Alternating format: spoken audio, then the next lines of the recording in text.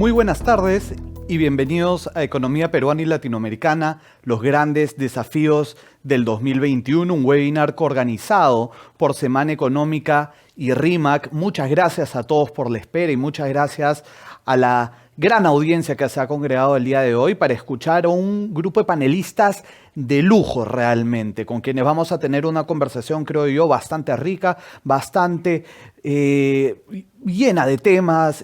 La verdad es que creo que es un grupo estelar el que tenemos hoy en el panel y ellos son los siguientes. Vamos a contar con Juan Manuel Riz, él es Chief Economist LATAM de BBVA Research. Está con nosotros también Carolina Trivelli, investigadora principal del IEP, Rosana Ramos Velita, presidente del directorio de Caja Rural Los Andes, y José Martínez, vicepresidente ejecutivo de inversiones de RIMAC. Bienvenidos todos ustedes y muchas gracias por estar esta tarde con nosotros. Vamos a comenzar con una pregunta para todos nuestros panelistas, que de hecho es una pregunta que va a guiar las intervenciones que vamos a tener esta tarde, que es ¿cuáles serán los principales factores que impactarán la economía peruana y latinoamericana en el 2021? A partir de esta pregunta creo que vamos a ir sacando una serie de temas bastante ricos que nos van a permitir salir de acá con algunas respuestas a las grandes preguntas que creo que se hace la audiencia sobre hacia dónde camina la economía, no solo regional, sino peruana este año. Vamos contigo, Juan Manuel. Cuéntanos un poco cuáles crees que van a ser estos factores que van a tener un efecto en la economía local peruana y en la economía latinoamericana mirando este año 2021. Bueno, muchas gracias, Álvaro. Primero, muchas gracias por la invitación a participar en este webinar. Y yo me gustaría empezar quizás poniendo un poco las luces largas y yendo al 2021, como dices, pero incluso un poquito más allá. Yo destacaría, por hacerlo corto, cuatro dimensiones que yo creo que van a impactar en la región y en el Perú en el 2021 y más allá. 2 dimensiones de corto plazo, 2 de medio plazo. En el corto plazo, yo diría los efectos colaterales de la pandemia y cómo vamos a salir de ella en términos de vacunaciones y de regreso a una mayor actividad. El segundo elemento de corto plazo, cómo se va a enmarcar el entorno internacional 2021. Y los 2 elementos de medio plazo que me gustaría hacer en detalle es, en el medio plazo, yo creo que la región y el Perú, por supuesto, obviamente, estamos a 6 semanas de las elecciones, pero la región en general afronta un superciclo electoral en los próximos 2 años y ese superciclo electoral pues se da en un contexto en el cual la región tiene que dar respuesta a una serie de movimientos sociales que ya estaban en marcha antes de la pandemia. Y el cuarto elemento, no dejar de mencionar cómo nos preparamos para el largo plazo, ¿no? Entonces, por ir muy rápidamente sobre estos 4 puntos, los efectos colaterales de la pandemia, yo creo que hay que recordar que en América Latina la recuperación la estamos viendo lenta y gradual. Muchos países no van a regresar a los niveles de actividad que teníamos pre-pandemia, sino hasta el 2023. El nivel de actividad, pero si lo vemos en términos per cápita, que es lo que finalmente nos interesa, la región no va a regresar a los niveles pre-pandemia, sino hasta el 2025. Y si lo vemos con respecto al 2014, que fue el punto más alto antes del fin del superciclo de las materias primas, pues no vamos a regresar a ese nivel de PIB per cápita que tuvimos en el 2014, sino hasta el 2028. Entonces son casi 15 años perdidos para la región, donde hemos encadenado 2 golpes muy fuertes, especialmente para América del Sur: el fin del ciclo de las materias primas, del superciclo, y la pandemia en estos momentos, ¿no? Entonces, eso en términos del corto plazo. En términos del entorno internacional, yo creo que hay aquí 2 claves importantes que van a determinar el 2021. El primero es el impacto que tenga el estímulo fiscal por aprobarse en Estados Unidos. Aún está por definir el tamaño fiscal final de ese estímulo fiscal y sobre todo el impacto que vaya a tener sobre el crecimiento y sobre las presiones de inflación. Parte ya se ha trasladado a los mercados financieros, donde hemos visto un aumento en los tipos de interés de largo plazo. Falta por ver en qué medida ese impacto de ese fuerte estímulo fiscal, como no hemos visto en mucho tiempo en Estados Unidos, se va a trasladar principalmente en crecimiento o también en parte de inflación y con ello impacto sobre aversión al riesgo, los flujos de capitales a economías emergentes. Y la otra clave por el entorno internacional es en qué medida, y yo creo que eso lo discutiremos un poco más adelante, vamos a consolidar o no un aumento de precios de materias primas que tenemos en los últimos meses. Quizás es aún muy temprano para hablar de un nuevo superciclo de precios de materias primas como el que tuvimos entre 2013 y 2014, pero igual los detalles los vemos más adelante. De todas maneras. Los otros, perdona, si quieres elaboro un poco más adelante para dar un poco más de espacio. Los otros dos elementos de medio plazo es el superciclo electoral, claramente, y qué cosa no estamos haciendo para enfrentar el largo plazo, que es abordar todas las reformas estructurales que venimos pidiendo desde hace muchos años y que se hace mucho más difícil en un contexto como el actual. Y de hecho das en el clavo, va a ser temas en los cuales creo que vamos a ahondar y para los cuales vamos a tener espacio para ir profundizando poco a poco, pero lo dejas muy claro, Juan Manuel, la verdad es que lo dejas muy claro. Carolina, la misma pregunta para ti, mirando, digamos, este 2021 y como dice Juan Manuel, poniendo las luces largas de repente hacia algún tiempo más allá, ¿cuáles son estos principales factores que crees tú que van a impactar la economía peruana y la economía de la región? Además de lo que ha dicho Juan Manuel, claramente creo que uno de los factores que va a afectar nuestro desempeño económico es cuánta movilización social vamos a ver en lo que resta del año, ¿no? Más allá del proceso electoral en sí mismo, el incremento en la pobreza, los problemas asociados a la lenta recuperación del empleo, probablemente van a abrir espacios para movilización social en el Perú, pero también en otros países de la región que ya se están viendo, y eso puede tener un efecto de demorar más, ralentizar más el proceso de recuperación. Yo creo que hay que estar muy atentos a los procesos de movilización social, en particular en casos como el Perú, en los cuales la apuesta por aprovechar los buenos precios internacionales de minerales van a poner presión en el sector minero, que es donde la conflictividad social se ha visto muy activa en las últimas semanas incluso. Y lo segundo, va a depender mucho de cómo se logre terminar el proceso electoral. Más allá de quién gane las elecciones en el Perú el 11 de abril y en la segunda vuelta a inicios de junio, va a depender de la capacidad que tenga quien sea el ganador de generar pactos y alianzas con un Congreso nuevamente muy atomizado, ¿no? Eso va a suceder de todas maneras y la gobernabilidad del Perú, las posibilidades de tener esfuerzos de inversión pública dinamizadores y de generar confianza para atraer inversión privada van a estar fuertemente atados a la capacidad política de generar nuevas alianzas. No creo que esas alianzas den como para embarcarnos en reformas estructurales que menciona Juan Manuel, por lo menos no en el primer año, pero sí podrían generar un shock de confianza para que el 2022 fuera un año con mucho más dinamismo y que pudiera mostrar un sector público, en el caso peruano, más activo y más efectivo, gastando mejor, invirtiendo más rápido y permitiendo que la inversión privada se dinamice más rápido con el efecto positivo en empleo que ello trae.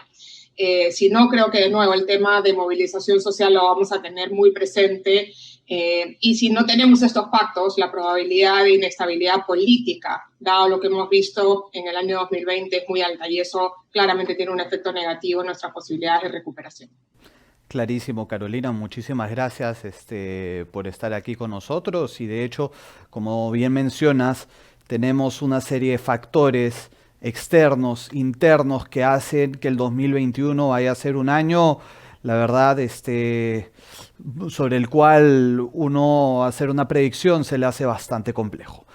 Rosana, por favor, coméntanos también desde tu lado, ¿cuáles son tus impresiones, ¿no? ¿Cuál es un poco lo que tú ves que podría afectar, digamos, e impactar la economía peruana y latinoamericana en este 2021? ¿Cuáles son estos factores que tú has podido observar y que crees que van a ser importantes para nuestro país mirando hacia adelante? Gracias, Álvaro, y es un gusto participar con este grupo tan ilustre de panelistas. Gracias por la invitación. creo que los puntos más importantes que van a afectar este año, el corto y mediano plazo, han sido mencionados. Desde mi práctica en lo que es microfinanzas, en la atención y dando servicios financieros a la base de la pirámide de un país como el nuestro, definitivamente el impacto de esta pandemia en la salud y su impacto económico es lo más difícil de predecir y el factor más importante desde mi punto de vista para ver cuándo salimos de este problema y esta crisis económica tan profunda que lo que ha hecho es llevar a más peruanos y más peruanas otra vez a la pobreza y a ser excluidos financieramente, que es un problema estructural muy importante en nuestro país y en muchos de nuestros vecinos, en nuestra región sobre todo.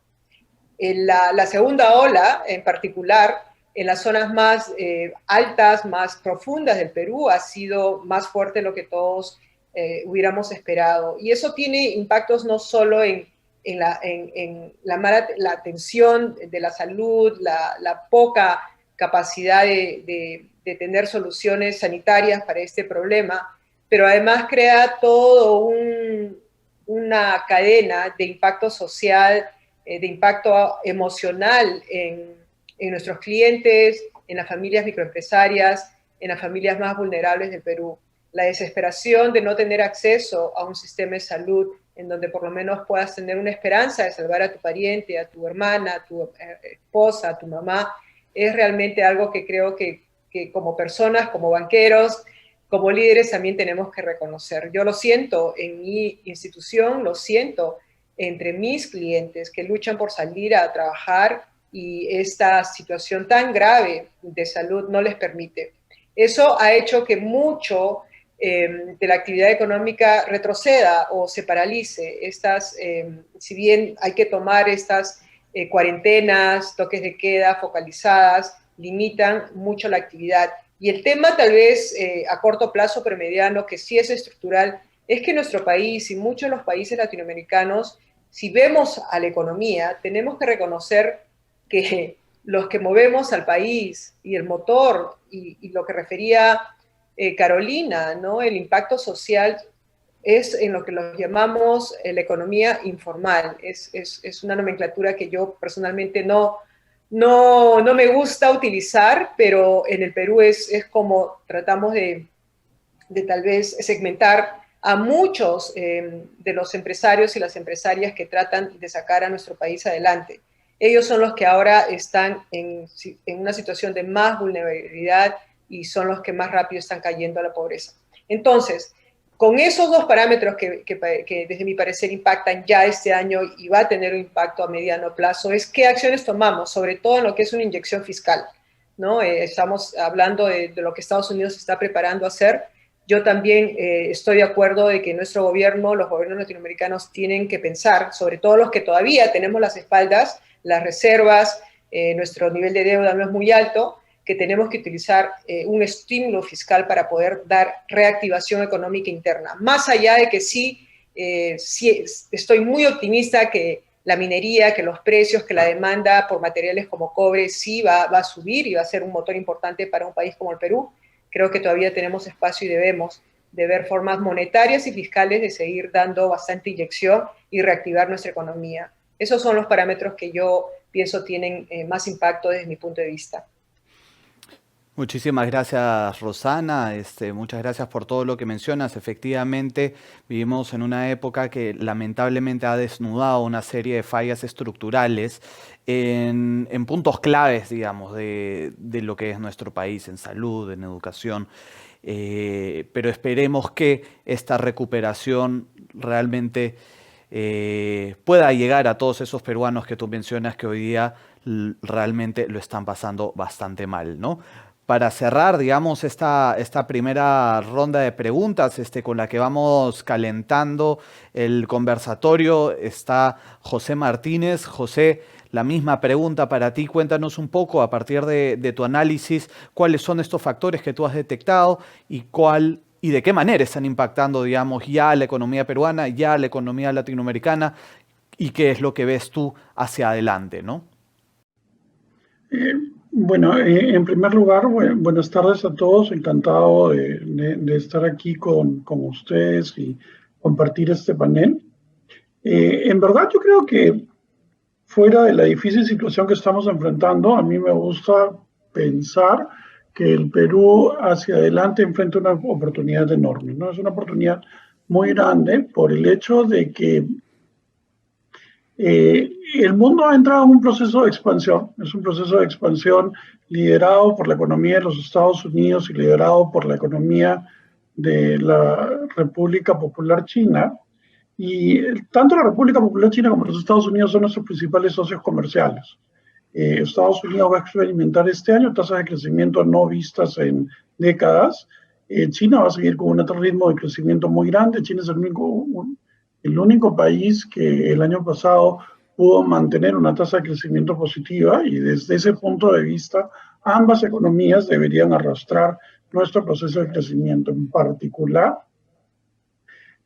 porque nos encontramos en la cuenca del Pacífico, en particular porque somos exportadores de cobre, y el cobre es una de las materias primas que más se va a requerir en el proceso son dos procesos en realidad: el proceso de urbanización de Asia y, en segundo lugar, el proceso de transformación de la industria del transporte, del uso de hidrocarburos al uso de electricidad como principal medio de generación de energía, ¿no? Entonces, digamos, tenemos varios factores que están a nuestro favor, pero tiene una población joven también.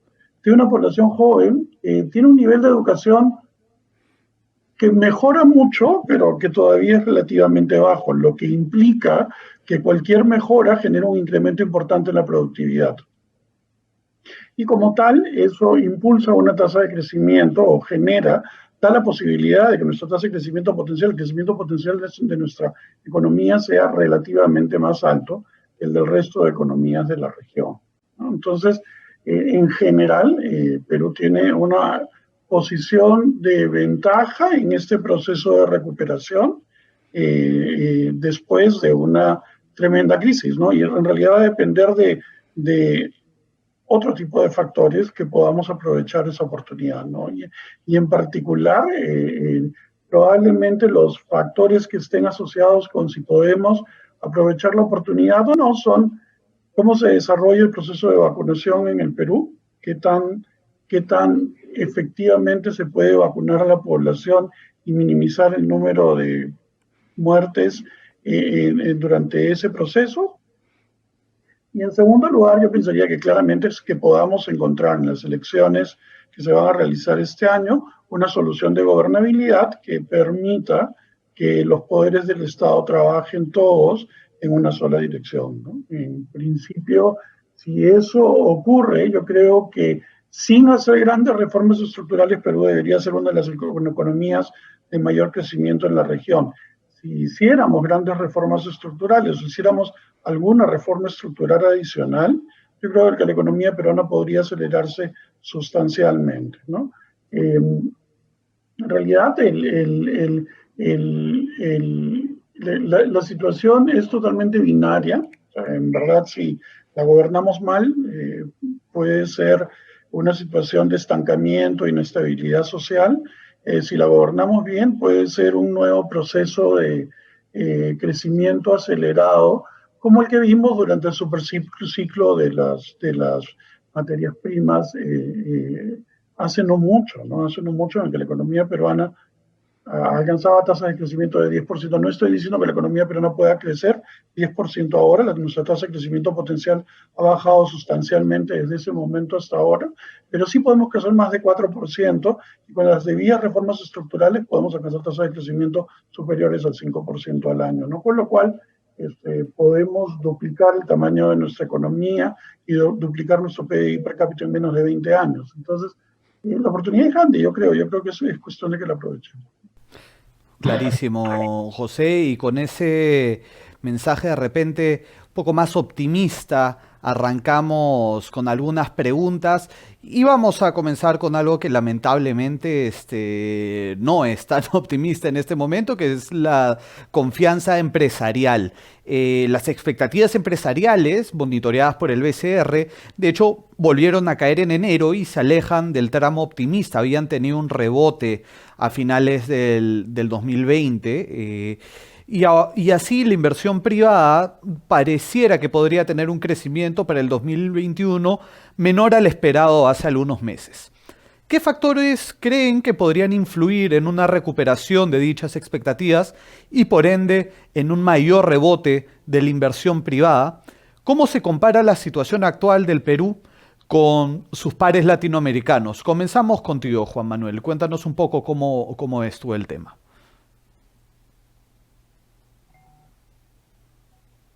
Juan Manuel, estás muteado por si acaso. Perdón. Ahora sí. Adelante, por favor. Estaba silenciado. No, como decía Álvaro, aquí me gustaría compartir con ustedes una serie de indicadores que estamos trabajando desde el BBVA, aprovechando el Big Data que tenemos de transacciones de nuestros clientes, ¿no? Entonces, seguramente habrán visto en nuestra página web que estamos ya poniendo a disposición de quien quiere entrar en nuestra página web indicadores en tiempo real de cómo van las transacciones más ligadas a consumo. Lo que no hemos puesto todavía a disposición, pero lo haremos brevemente, es también tratar de aproximar cómo va la inversión a través de las transacciones bancarias entre empresas. Y esto lo estamos haciendo, pues, obviamente no solo en el Perú, sino también nos da un poquito de panorama el poder tener esta información en aquellos países de la región en los cuales operamos, como México, como Colombia o como Argentina. ¿Qué es lo que nos dicen estos indicadores? Bueno, están adelantando o ya han adelantado un punto de giro de la inversión en la región alrededor del tercer trimestre del año pasado, y eso ya, por supuesto, lo hemos visto también en las estadísticas oficiales. Ese punto de giro ha sido más claro en Colombia y en Perú, pero ha sido aún moderado en el caso de México. La inversión aún se mantiene significativamente por debajo de los niveles del 19. Y yo creo que lo más interesante es que los indicadores que nosotros tenemos pues adelantan a los datos oficiales en alrededor de un par de meses. Los datos que ya tenemos para enero y para febrero apuntarían, irían un poco en la línea de lo que has comentado, a una cierta reversión de esa recuperación que vimos de la inversión en el cuarto trimestre del 2020, y ahora mismo tendríamos una inversión que, según estos indicadores adelantados, estaría cayendo entre un 5 y un 10% respecto al primer trimestre del 2020. Un poco en línea lo que comentaste en relación a esos indicadores de confianza y qué duda cabe también el endurecimiento de las restricciones en vista de la segunda ola de la pandemia. Ahora, yendo un poco más allá y preguntabas ¿qué podemos pensar en términos de perspectivas para la inversión? Yo creo que cuando analizamos la inversión, por supuesto, la confianza de los empresarios es un factor importantísimo, pero no es el único, ¿no? Yo creo que la inversión en este último año ha sido muy impactado por la incertidumbre sobre el curso de la pandemia, por la incertidumbre, qué duda cabe, sobre el proceso electoral y por la incertidumbre que lleva aparejado también sobre el curso futuro de las políticas económicas, ¿no? Pero otros elementos también son importantes y no hay que dejarlos fuera de vista, ¿no? La inversión se mantendrá, yo creo, en cierta medida deprimida mientras tengamos un proceso de quiebras empresariales y empresas sobreendeudadas y zombies que se mantienen simplemente porque estamos haciendo un rollover de esa liquidez, mientras mantengamos esa falta de demanda y en general mientras mantengamos los lastres a la producción que todos conocemos, como la falta de infraestructura, la falta de logística, cierta inflexibilidad en mercados de factores y de productos que no favorecen, digamos, un clima para esa inversión. Entonces, más allá de la confianza, también hay una serie de factores estructurales que yo creo que es necesario abordar inmediatamente por el nuevo gobierno que entre el 28 de julio. Clarísimo, Juan Manuel, muchísimas gracias. Y tomando esto y tomando parte de lo que tú dices, quería hacerle la misma pregunta a José, ¿no? Porque tú hablabas, José, de que hay motivos para ser optimistas, hay motivos para pensar de que se podría revertir esta situación y mirar, digamos, a un Perú que crece a tasas relativamente aceleradas en los próximos años. ¿Qué factores podrían influir entonces, digamos, en que se recuperen estas expectativas y que en esta inversión privada y que este empresariado comience nuevamente, digamos, a hacer inversión, digamos? ¿Cómo lograr ese rebote? ¿Qué factores podrían influir en ello? Cuéntanos un poco cuál es tu análisis. En verdad, durante el último trimestre del año pasado, la inversión privada en el Perú ya se había recuperado sustancialmente. Hubo una caída muy fuerte en el segundo y tercer trimestre del año y la economía peruana ya enfrentaba, por lo menos el comienzo del 2021 con un, digamos, volumen de inversión privada que se recuperaba, tanto empresarial como residencial, ¿no? Como a nivel de las familias. Y de hecho, es justamente la inversión privada la que debería ser el motor de la recuperación de la economía peruana durante este año. Ahora, es cierto que qué tanto se recupera la economía peruana durante este año va a depender de qué tan intensamente se recupera la inversión privada y eso depende sustancialmente del nivel de expectativas de los empresarios con respecto al futuro, ¿no? Y claro, la situación en la que estamos, en la medida en la que nos acercamos a un proceso electoral y en la medida en la que se desate esta segunda ola de la pandemia, naturalmente las expectativas empresariales tienen que debilitarse. Ahora, afortunadamente la inversión no es un proceso, digamos, las decisiones de inversión no son cosas que se revisen todos los meses. Las decisiones de inversión responden normalmente a tendencias de largo plazo. Y yo creo que en el Perú hay ciertas tendencias de largo plazo que de todas maneras deberían traer consigo un proceso o el desarrollo de proyectos que son importantes, ¿no? Sin ir muy lejos y vinculado con de alguna manera las fuerzas que describí en la respuesta a la primera pregunta, tenemos inversiones que están en curso y que siguen avanzando, como el puerto de Chancay, la línea 2 del metro, la ampliación del aeropuerto, los puertos de Salaverry y San Martín, Queyabeco, Mina Justa, la ampliación de Toromocho, son proyectos de inversión que son relativamente grandes, que continúan y que deberían sostener de alguna manera el crecimiento en la inversión privada. Por otro lado está la reactivación del sector construcción, que como vemos también fue uno de los sectores que más se golpeó durante el año pasado y que debería recuperarse este año de manera sustancial. Nuevamente, qué tanto se recupera va a depender de cuál es el nivel de confianza que se puede generar sobre la población y sobre el empresariado con relación a los dos temas que ahora se convierten en la principal fuente de incertidumbre, ¿no? Que son el desarrollo de la pandemia y el proceso electoral. En realidad, todo va a depender realmente en gran medida, mucho se va a jugar con el proceso electoral de abril, ¿no? Mucho se va a definir en ese proceso electoral. Lo único que nos queda es tener la expectativa y la esperanza de que finalmente se encuentre en ese proceso una solución de gobernabilidad que lleve al país hacia adelante y no nos haga retroceder, ¿no?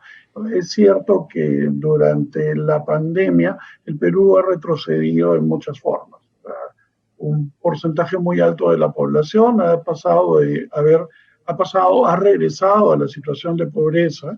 El nivel de endeudamiento de la República del Perú ha retrocedido 15 años. En general, hay muchas de las cosas, muchos de los grandes logros de la administración económica del país de las últimas décadas se han revertido durante el año pasado, ¿no? Sin embargo, es cierto también que aún así Perú termina siendo uno de los países menos endeudados de la región y termina siendo uno de los países menos endeudados del mundo, tanto a nivel de república como a nivel de sector privado. Y ahí hay una oportunidad que es importante para la inversión, que es el hecho de que las tasas de interés en el mundo sean tan bajas. En general, ahora se puede obtener financiamiento para proyectos a tasas que eran impensables bueno, casi en cualquier momento de mi vida. A mí nunca se me hubiera ocurrido que uno tuviera que pagarle a un gobierno para que te pida dinero prestado. Pero eso ocurre ahora en varios países de Europa y ocurre en gran medida en todos los países del mundo. O sea, la deuda peruana se emite con tasas muy, muy bajitas también. Entonces, yo creo que hay una oportunidad importante que no hay que dejar de lado, ¿no? Que no hay que dejar de lado. Gran parte de este proceso de recuperación del mundo se va a producir sobre la base de justamente un impulso monetario muy grande, y ese es un esfuerzo que ya hicieron las grandes potencias. Ya lo hizo Estados Unidos, ya lo hizo China, ya lo hizo Japón, ya lo hizo la Unión Europea. Es una oportunidad muy grande para el Perú aprovechar enganchar el vagón a esa locomotora tan poderosa que se está desarrollando, ¿no? Como te digo, en verdad, yo creo que la inversión privada de todas maneras va a ser el motor de la recuperación de la economía peruana durante el año 2021. ¿Qué tanto se recupere la inversión y qué tanto se recupere la economía peruana? Va a depender en gran medida del resultado electoral. Yo creo que al final de cuentas el resultado siempre va a ser positivo. Y la razón por la que siempre va a ser positivo es porque el Perú es una pequeña economía abierta y las pequeñas economías abiertas dependen en gran medida de sus términos de intercambio. Los términos de intercambio hoy en día para Perú son más favorables de lo que han sido en mucho tiempo, en muchísimo tiempo. Entonces, en general, vamos a ver que es cierto que el Perú en procesos de mejora de los términos de intercambio tan grandes como el que estamos teniendo, se desempeña bien incluso con inestabilidad política. Lo que no puede ocurrir es inestabilidad macroeconómica. Entonces, si perdemos el buen manejo de la política fiscal que tenemos, si perdemos la estabilidad monetaria que hemos conseguido a lo largo de los años, si perdemos la estabilidad cambiaria que hemos logrado a lo largo de los años, si perdemos la estabilidad del sistema financiero que tanto trabajo ha tomado conseguir, ahí sí yo creo que vamos a tener un problema más serio. Pero no estamos en esa situación. O sea, yo creo que no estamos ni cerca de esa situación y podemos permanecer optimistas, ¿cómo se dice? De manera cautelosamente optimista. Clarísimo, José. Muchísimas gracias por tu intervención. Y de hecho tú mencionabas algo bastante interesante que me sirve de hilo para la siguiente pregunta, que era la situación política que estamos viviendo hoy y que se espera que nos toque vivir, digamos, en los próximos meses, porque estamos en periodo electoral a menos de 2 meses de que sea la primera ronda de unas elecciones que definirán quién será el presidente de este país durante los próximos 5 años, y la verdad es que no hay claridad sobre quién va a ser esa persona. Entonces, una pregunta dirigida primero para ti, Carolina, y luego para ti, Rosana. ¿Qué tanto impacto económico tiene la incertidumbre política que estamos viviendo en este momento, tanto por la fragilidad del actual gobierno como por la falta de claridad sobre quién gobernará el país a partir de julio de este año? ¿Qué tanto todo este tema político que estamos viviendo hoy termina teniendo efectos económicos?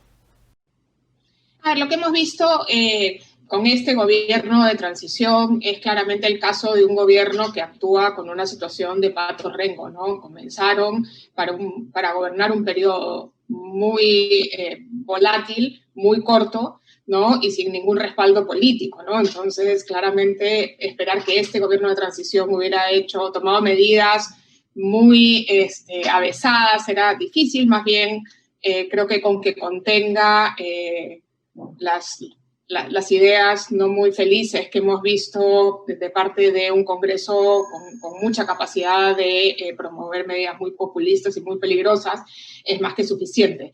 Pero claramente lo que viene en el futuro se juega en las elecciones del 11 de abril, sobre todo, donde elegiremos un nuevo Congreso. Y creo que lo que hemos visto en este Congreso corto de 1 año y medio, es que el Congreso puede hacer mucho daño ¿no? Un Congreso sin liderazgos claros, sin accountability suficiente, sin mayorías con capacidad de generar pactos y sin una relación con el Ejecutivo, realmente puede llevarnos a una situación de muchísima inestabilidad. Creo por eso que las elecciones de abril deben comprometernos a todos a elegir mejor, elegir y hacernos responsables de lo que implica ser electores en un país como el Perú, y elegir un Congreso no solamente con gente honesta, transparente, sin sentencias, sin niveles de violencia, etcétera, sino elegir partidos con una agenda legislativa que les permita hacer pactos con quien sea elegido en el Ejecutivo. Está clarísimo que quien gane las elecciones de la primera vuelta y quien gane las de la segunda vuelta va a ganar con un porcentaje de soporte, de apoyo electoral bastante limitado. Y por lo tanto, la gobernabilidad del Perú se va a jugar en la capacidad que tengan esos ganadores y esos líderes en el Congreso de hacer un conjunto de pactos. Y ahí lo que necesitamos es política de la buena, ¿no? Política para hacer acuerdos, para pensar en el futuro, para pensar en el bienestar de los peruanos, y no esta politiquería electorera que hemos visto en el último año, sobre todo en el legislativo. De la capacidad que tengamos de hacer esos pactos va a depender si podemos hacer algunas de las reformas estructurales que decía Juan Manuel, u otras, ¿no? Claramente, para poder hacer esas reformas estructurales de más inversión, de promover mejoras en los niveles educativos o en la empleabilidad, en la productividad de nuestra población, para eso se necesitan recursos. Y recordemos que incluso habiendo tenido un super ciclo de crecimiento económico, la presión tributaria en el Perú hace 15 años está entre 14 y 15%. Ningún país en el mundo va a poder hacer grandes reformas estructurales, ni invertir, ni dar un shock de infraestructura con 14-15% de recaudación tributaria. Entonces, claramente tenemos un problema, que tiene una parte que tiene que ver con la altísima informalidad de la que hablaba Rosana antes, pero también con altísimos niveles de evasión, ¿no? En el mundo más formal, semiformal, porque tenemos unos híbridos complejos. Pero claramente el tema de generar ingresos permanentes tiene un rol clave, y enfrentar una reforma que logre cambiar los niveles de recaudación requiere un acuerdo político muy, muy duro, muy, muy sólido para pensar que eso va a ser posible. Y lo segundo es, como yo les mencionaba, cómo se va a manejar los temas de movilizaciones sociales, ¿no? Probablemente sí veamos a lo largo del año 2021 mayor movilización en las calles, en determinadas regiones, en determinados grupos sociales, y eso puede traer nuevamente inestabilidad que pueda afectar. Entonces, creo que en las elecciones nos jugamos mucho y, insisto, tenemos que hacernos muy responsables de a quienes llevamos al Congreso. Y tenemos que, más que esperar que el que gane sea un buen gobernante, exigirle que haga los pactos que sean necesarios para tener una solución previsible, ¿no? Acordada para los próximos años. Clarísimo, Carolina, muchísimas gracias. Y tú mencionabas un tema bastante importante, que era, digamos, esta gran masa de peruanos, digamos, que viene en una situación inestable debido a que, digamos, se debaten, digamos, entre la formalidad y la informalidad, esta informalidad híbrida de la que hablabas, o informalidad, digamos, total. Y parte de esto también explica cómo hoy se estima que alrededor de 3 millones de peruanos han caído en situación de pobreza en el 2020, una cifra y un retroceso de casi 10 años, una situación durísima, ¿no? ¿Qué estrategias debe adoptar el próximo gobierno para revertir dicha situación? Y dado el crecimiento del nivel de deuda pública que ha tenido el Perú en el 2020, ¿cuánto margen de maniobra va a tener el nuevo gobierno para implementar una agenda de políticas sociales que atiendan a este grupo? Esa pregunta va para ti, Rosana.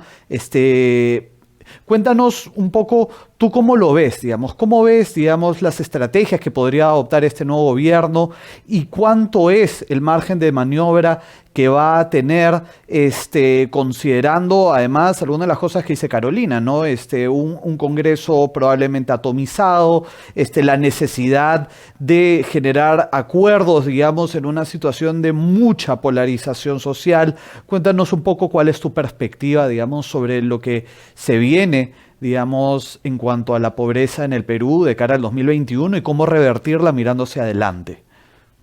Sí, gracias por la pregunta, Álvaro, y también quiero agradecer el optimismo que José trae a la mesa y me ha hecho también reflexionar en vuelo algunos de los conceptos que tengo como practicante de microfinanzas y llevando servicios financieros a la base de la pirámide. Comparto el optimismo. Creo que en estos meses, en este año que ha sido y sigue siendo tan difícil, a veces nos olvidamos de ver algunos cifras macro.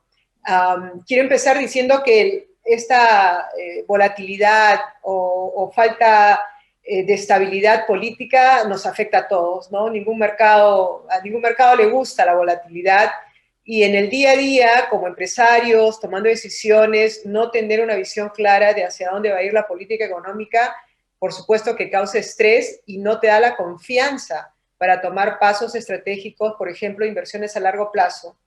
Por lo tanto, esta elección, cada 5 años sucede esto en nuestros países, pero es crucial porque la ruta económica, sobre todo la macroeconómica que menciona José, es clave. Es clave. En este año, viendo, como dijo Carolina, ¿no? Hemos pasado por 3 presidentes en 6 meses, un Congreso nuevo que causó más yo creo, ruido y mucha incertidumbre y sigue en esa ruta. Me ha hecho reflexionar, por un lado, lo difícil que es crecer o desarrollar y reducir la pobreza en un país como el nuestro, cuando no tenemos una claridad económica en la política. Pero por el otro lado, si somos capaces de no tocar el modelo macro, creo que estamos en una ruta por lo menos positiva, no ideal, pero sí comparto los puntos de José que se vienen unos crecimientos importantes. De hecho, el cobre y la demanda de la minería, que el Perú sigue siendo básicamente un exportador de esa materia prima, va a ser el key driver, ¿no? Para el crecimiento en los países más importantes que ya están en esa ruta, como Estados Unidos y China, definitivamente, ¿no? A veces hablamos de la deuda pública, pero hay dos indicadores que yo sigo. José mencionó uno. Uno es la deuda pública sobre el PBI. Y si bien hemos subido, estamos por debajo de los demás países. Creo que Perú está al nivel de un 35%, seguro José tiene datos más exactos, pero es muy similar a Chile en volumen de endeudamiento. El otro indicador que a mí me gusta, que siempre lo veo, son las reservas netas, ¿no? Sobre el PBI. Y ahí también estamos en un nivel de casi 40% y Chile por debajo de 20%, ¿no? No estoy diciendo que tenemos mucho espacio para seguir usando esa capacidad, pero sí también en la política y en el mercado global en el que vivimos y en el que transamos, estamos en un ambiente de tasas tan bajas que no se han visto en décadas. Y eso también es una ventaja competitiva para un país como Perú, que puede presentar estos indicadores y con eso puede emitir bonos, puede prestarse. No es una mala herramienta, para eso existen los mercados internacionales de capital, para poder utilizarlos hay que tener una política fiscal clara y eso va a mantener nuestro modelo macro de una forma independiente y sana, como se ha llevado en las últimas 2 décadas. Eso para mí sería la base. Si podemos mantener esa política y quien gane entienda de que eso es el bastión, la base, para poder salir no solo de esta crisis, sino también intentar con reformas, con mejoras, como las mencionaba Carolina, ¿no? En mejor tributación, de llegar a la población que se siente excluida, en donde hay movimientos sociales que vienen sobre todo con este tipo de inversiones en minería. Creo que si ese es el entendimiento de quien sea el nuevo gobierno, yo creo que con lo que viene la demanda de los materiales podemos realmente tener unos crecimientos que vuelvan a ayudar a que todo el país tenga la oportunidad de beneficiarse y los que han regresado a la pobreza salir, y de repente podemos apalancar ese crecimiento y hacer que nuestro país vuelva a tener hasta o mejores indicadores en reducción de pobreza. Clarísimo, Rosana, muchísimas gracias por tu intervención. Les recuerdo al público que pueden dejar sus preguntas. Ahorita vamos a hacer algunas de las que nos han dejado. Tenemos acá una pregunta del público, efectivamente. ¿Consideras que la inversión privada es solo un motor para la recuperación económica o también debemos observar la inversión pública como motor acelerador y la inversión privada para mantener el crecimiento? La pregunta va en línea de, ¿es solo la inversión privada, digamos, el único motor o qué papel va a jugar la inversión pública? José, ¿cuál es un poco la posición que podrías dar al respecto de esta pregunta que nos deja nuestro público?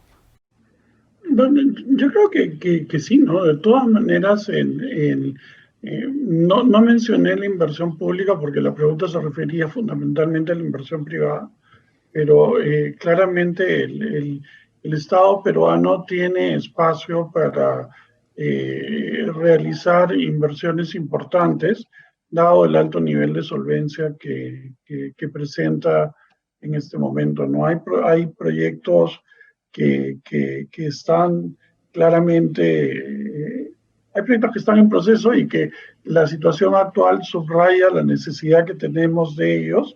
Por ejemplo, los proyectos de construcción de hospitales con el gobierno de Francia, y la reconstrucción del norte, que también está pendiente. Por ejemplo, la línea 2 del metro también de alguna manera es un proyecto que involucra a la municipalidad de Lima. Yo creo que el espacio para, digamos, inversión pública, tanto a nivel de gobierno central como a nivel de gobiernos regionales y municipales, es importante. Yo creo que no existe escasez de recursos en este momento. El Perú es un país altamente solvente y el mundo es un lugar en donde el capital abunda, por eso es que las tasas de interés son tan bajitas. No hay escasez de proyectos, yo creo que las necesidades están ahí y los proyectos para resolverlas existen. Yo creo que lo que hay es escasez de gestión y está en manos de todos sacarlo adelante, ¿no? O sea, hacer la gestión correcta para que esas oportunidades se puedan realizar. Muchas gracias, José, clarísimo. Y tenía una pregunta ahora para Juan Manuel. Antes de hacerla, quería recordarle a nuestra audiencia que pueden responder la encuesta de satisfacción que les hemos dejado dentro del chat para que puedan evaluar, digamos, la participación de nuestros panelistas, los temas tratados y así seguir trabajando para darles cada vez mejor contenido. Juan Manuel, te comentaba que esta era una pregunta para ti y va en línea de una situación que se está viviendo ahorita en el Perú, se está viviendo a nivel internacional, son los procesos de vacunación y cómo juegan en pared con ciertas situaciones de cuarentena. Porque si bien los factores externos podrían impulsar una mayor recuperación de la economía peruana, y los hemos conversado, hemos hablado del precio de los metales, hemos hablado, digamos, de la situación de las economías chinas y estadounidenses, tenemos factores internos, por otro lado, que como hemos podido ver, siguen frenando el rebote de la economía peruana y en algunos casos de algunas economías latinoamericanas. ¿Qué impacto está teniendo o ha tenido en la economía local las cuarentenas focalizadas y estas opciones más restrictivas que se han adoptado, no solo en el Perú, sino en otras partes de Latinoamérica? ¿Qué potencial impacto económico podría tener una nueva cuarentena más adelante en el año? Y finalmente, ¿Cuándo podríamos ver que las campañas de vacunación gatillen una mayor recuperación económica y en qué indicadores podría impactar primero la evolución de la vacunación tanto aquí en el Perú como en el resto de Latinoamérica? Adelante, por favor, Juan Manuel. Gracias, Álvaro. Bueno, yo creo que cuando vemos indicadores que nos aproximan en qué medida hemos tenido un impacto mayor o menor en términos de restricciones de movilidad por las cuarentenas, por las restricciones impuestas en diferentes países en América Latina, lo que vemos claramente es que el impacto de esta última, por ejemplo, estas últimas semanas que acabamos de terminar en el Perú, han tenido un impacto muchísimo mayor en el Perú que en otros países de América Latina. Lo hemos visto reflejado en esos índices de movilidad, cuando uno, por ejemplo, consulta los índices de movilidad de Google, o lo hemos visto también cuando vemos los indicadores de gasto con tarjetas en el propio BBVA, ¿no? Y lo comparamos con cómo ha evolucionado ese gasto con tarjetas en otros países de la región.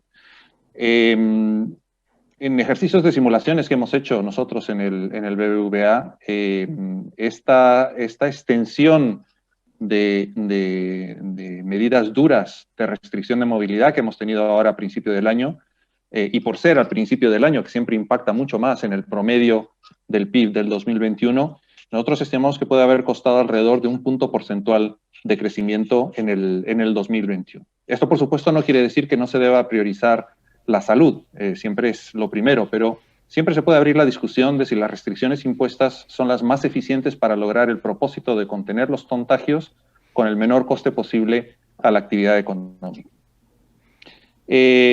Hablabas de vacunaciones. No tenemos que yo sepa un calendario oficial de vacunaciones, pero en base a algunos anuncios oficiales, yo creo que podríamos pensar en tener a unas 14 millones de personas de año sobre un total de 24 millones de personas mayores de 18 años, es decir, alrededor del 60% de ese objetivo de vacunación en el Perú.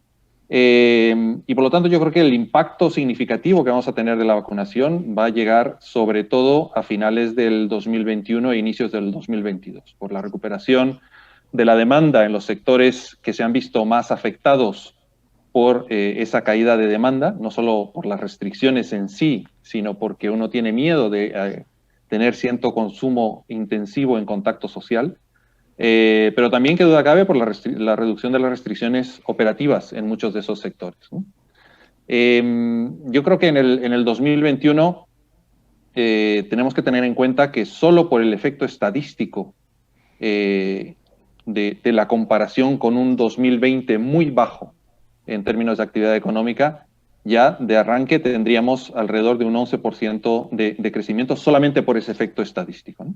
Por lo tanto, yo creo que en términos de cifras que veamos a final del año vamos a tener un crecimiento muy alto, pero tenemos que tener en cuenta que la base de comparación, que es el 2020, es bastante baja, ¿no? Y por supuesto, los elementos que tendremos que considerar alrededor de ese 11% será en qué medida, como bien dices, tengamos nuevas olas, nuevas necesidades de confinamiento hacia adelante, pero también factores que pueden llevar hacia más arriba ese crecimiento y que pueden ser positivos, como ya lo hemos comentado antes. ¿Qué impacto positivo puede tener finalmente la aprobación del paquete fiscal en Estados Unidos, tanto sobre condiciones de financiación como precios de materias primas, como exportaciones a Estados Unidos, que es, como bien decía José, uno de nuestros principales mercados de exportación? Y por supuesto, en qué medida vamos a tener un mayor precio del cobre como el que tenemos ahora, de una forma sostenida en el tiempo a lo largo del 2021. Clarísimo, Juan Manuel, y tenemos espacio para un par de preguntas finales. La primera de estas va para ti, Carolina, y va alineada con lo que ha comentado ahora Juan Manuel. Un poco mirando, digamos, el proceso de vacunación que se está llevando aquí en el Perú, ¿cómo ves tú, digamos, que podría tener un impacto positivo sobre un potencial rebote económico? Y en todo caso, ¿Cómo has visto, digamos, el impacto de la cuarentena focalizada de la que estamos a punto de salir, que acaba de hecho esta semana? Y en todo caso, ¿qué otras medidas de ese tipo podrían, digamos, afectar nuevamente el rebote que estamos viendo para la economía en el resto del año? A ver, yo creo que el tema de vacunación a mí por lo menos me genera enorme optimismo. Perú es un país que tiene una tradición de vacunación pública bastante interesante, digamos, y tiene las capacidades. El propio ministro de Salud actual es un experto en ese tema y eso por lo menos, asumiendo que tendremos suficientes vacunas en plazos cortos, eso permitirá dar como este shock de vacunación que por supuesto tiene efectos directos en aquellos vacunados, pero que también genera un shock de confianza y una visión de que el otro lado del túnel está más cerca, ¿no?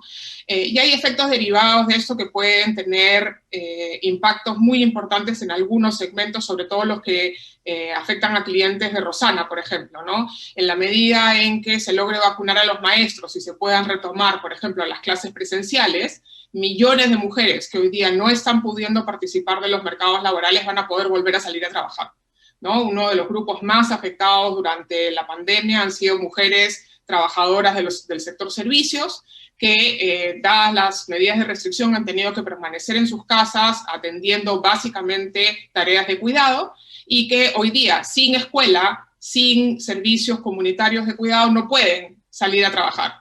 Y entonces, en la medida que la vacunación avance y que se recuperen servicios como la educación pública, probablemente va a haber un impacto importante en la capacidad de ese segmento muy importante de reintegrarse a los mercados laborales.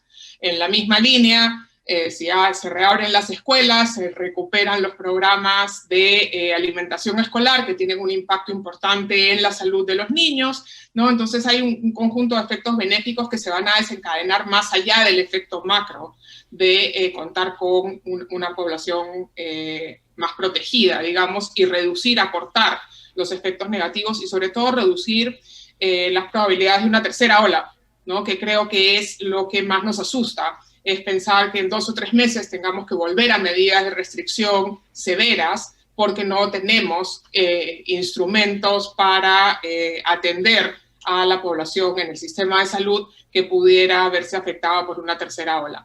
Creo que en esa medida, mientras antes podamos avanzar con temas de vacunación y sobre todo mientras esa vacunación permita reactivar servicios claves para permitir del sector servicios, del sector turismo, que tiene un conjunto de encadenamientos importantes, y permitir a grupos particulares, por ejemplo, las mujeres que están hoy día atendiendo principalmente acciones de cuidado, puede tener un impacto en el proceso de recuperación muy interesante. Nos vamos a recuperar, este año va a ser, como decía, como un año de rebote, vamos a ver buenas tasas. La pobreza que va a subir este año va a retroceder, o sea, que subió el año pasado va a retroceder este año, pero no toda, ¿no? Y nos van a quedar estos bolsones de gente que no se puede recuperar. Entre los clientes de Rosana, a la base de la pirámide, los hogares están muy sobreendeudados, ¿no? Su masa de ingresos se ha reducido o porque uno de los perceptores ha dejado de trabajar o porque sus niveles de remuneraciones en sus actividades tradicionales se han reducido sustancialmente. La reducción de la masa salarial en Lima Metropolitana todavía es muy, muy sustantiva, que es un indicador de la depresión, digamos, de este grupo, y necesitamos que ese grupo encuentre soluciones que le permitan reengancharse, recuperar sus medios de vida rápidamente. Y desgraciadamente lo que hemos visto es que, por ejemplo, la ayuda del Estado para esos procesos de recuperación más micro es muy limitada porque el Estado no tiene conexión directa con esos hogares, con esas pequeñas y microempresas. Y creo que ahí es donde todavía podríamos hacer bastante más como país para que esa gran masa de la base de la pirámide realmente ayude a soportar e impulsar este proceso de reactivación con el consabido efecto distributivo que tiene, que sea también una recuperación en la base de la pirámide. Clarísimo, Carolina. Y tomando esto último que mencionas, quería hacerte una pregunta a ti, Rosana, porque de hecho ha habido un efecto negativo, digamos, sobre esta base de la pirámide, una base de la pirámide que además tú conoces bastante bien como presidenta del directorio de Caja Rural Los Andes, porque es finalmente el público al que atiendes. Y nuestro público nos pregunta, ¿qué medidas se pueden tomar y qué medidas pueden tomar estas familias para reducir el impacto de todo lo que hemos mencionado, el impacto negativo, en su economía mirando el mediano y largo plazo, digamos? ¿Qué tipo de cosas pueden hacer estas familias, digamos, que están en una situación frágil o en una situación realmente compleja? Álvaro, yo creo que las familias microempresarias de Perú, sobre todo las mujeres, ya hacen mucho y hasta demasiado. Y ahora, sobre todo las madres peruanas y en el mundo, que tal vez tenían su pequeño negocio, además de tener un debacle en esos negocios informales, restaurantes o pequeños carritos en donde venden desde ceviche o chicharrones, ahora además tienen que todo el trabajo doméstico de cuidar a sus niños y hasta enfermos, ¿no? Entonces yo creo que nuestra población muy dinámica y con muchas ganas de trabajar necesita tal vez esa conexión, que Carolina muy bien lo ha descrito, no hay una conexión, o sea, es a veces yo que vengo de banca de inversión y hablamos mucho del contexto de políticas macroeconómicas, me cuesta entender por qué todavía el gobierno no tiene cercanía al Perú real, al Perú que es el dinamismo, ¿no? Que celebramos tanto por ser tan innovador y crear un startup y otro startup y todos los días tratan de usar su creatividad para salir adelante. El hecho de que no paguen tributos no significa que no estén contribuyendo a la economía del país.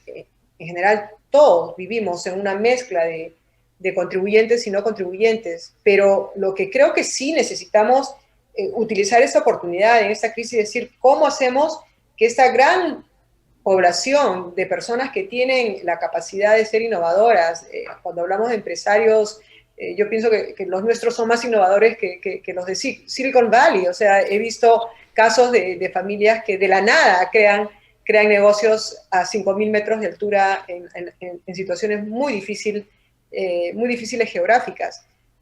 ¿Qué podemos hacer en políticas o en sistemas más conceptuales que ayuden a que toda esta población sea más productiva? Eso es al final, ¿no? Más eficiente, más productiva, que tenga acceso a capital, que tenga acceso a información, entrenamiento, que pueda crear unas empresas o microempresas que también tributen. No tengo ningún cliente que empiece una microempresa diciéndome, bueno, estoy empezando esta empresa para no pagar impuestos. No, estoy creando esta empresa porque quiero salir adelante y sacar a mi familia adelante. Y sí, quiero contribuir a mi comunidad, pero también quiero ver, ¿no?, que el hospital funcione, ¿no?, que el colegio funcione, que haya una posta médica en mi comunidad. Creo de que tenemos que pensar a esos niveles tal vez macros, porque esta es una oportunidad, ¿no? José mencionó oportunidades. Para mí, ¿cómo te puedo decir? Capitalizar, ¿no?, en la energía que existe, en lo que reconocemos. Si hay una industria rica y potente, que son las microfinanzas, Perú es hasta ahora uno de los países líderes en esta industria, y es porque los clientes, los microempresarios y las microempresarias de Perú son espectaculares. Pero creo que aquí tenemos que verlo de otra forma, como un sector que necesita tener instrumentos para llegar a ser más productivo. Clarísimo, Rosana, y muchísimas gracias por tu intervención. Y bueno, muchísimas gracias a todos nuestros panelistas por todas las opiniones, por toda la información, por todo el rico contenido que nos han sabido dar el día de hoy. Se nos ha acabado el tiempo, lamentablemente, pero sé que la audiencia lo ha disfrutado tanto como lo he disfrutado yo, así que no me queda más que darles nuevamente las gracias a todos. Han sido Juan Manuel Ruiz, Chief Economist LATAM del BBVA Research. Switcher, por favor, no me cambien la pantalla, me estoy despidiendo del público. Carolina Trivelli, investigadora principal del IEP. Rosana Ramos Velita, presidente del directorio de Caja Rural Los Andes. Y José Martínez, vicepresidente ejecutivo de inversiones en RIMAC. Muchísimas gracias a los cuatro, ha sido un gustazo conversar con ustedes y esperemos volverlos a tener pronto. Muchas gracias. Muchas gracias a ustedes. Gracias. Y bueno, con nuestro público, hasta una próxima ocasión. Esto ha sido un webinar coorganizado entre RIMAC Seguros y Semana Económica. Yo soy Álvaro Roncal, subgerente de proyectos especiales de Semana Económica, y hasta una próxima vez quedamos para ustedes. Muchas gracias.